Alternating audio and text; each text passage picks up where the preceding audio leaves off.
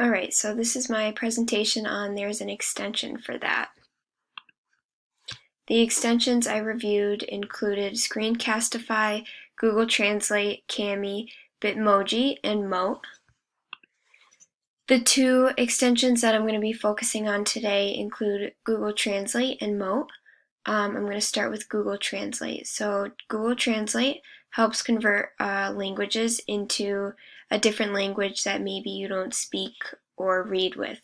It demonstrates inclusiveness of all languages, and it can be a really helpful tool for teachers and students in the classroom, and it can be really beneficial for families, parents, caregivers as well, to communicate with teachers.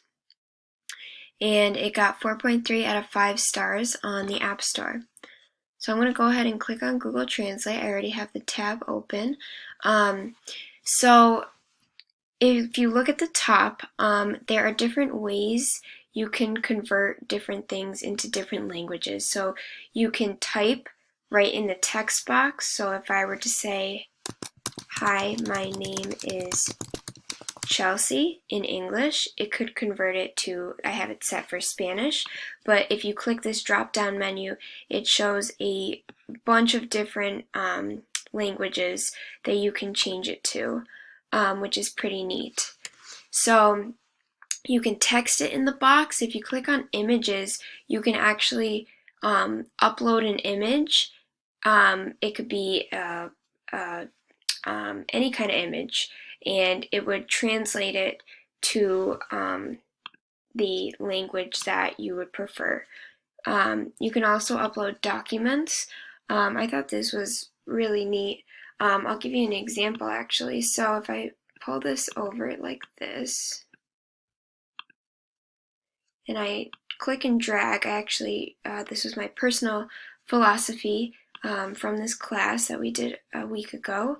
If I upload that here, and then I want to, let's say I have it written in English and I want to convert it to Spanish, and I click on Translate, it's going to translate it for me, which is pretty cool. So then I'm going to click on Open Translation, and it has my my philosophy written in Spanish, which is pretty neat. So it can do it with documents, images, and if you click on websites, it can do that as well, which is pretty neat. I've used Google Translate in the past. It's been helpful, very helpful, especially when, trying to post different like pictures or phrases or words or sayings, whatever it might be. Whenever I tried posting them in the gym, because at my previous school I did have a lot of students that spoke Spanish, so it was helpful to have the two languages side by side for students who spoke and read in English and students who spoke and read in Spanish. So it can be really helpful in that regard. It can also be really beneficial too for if you're having students maybe like collaborate and work on different projects that have to do with like culturally responsive classroom. This would be a really great idea to use if you're, doing something along those lines, like if you're doing an activity that, was created in a certain culture or done in a different language. You could have them, kind of like add that language into the presentation or the activity, which would be pretty neat.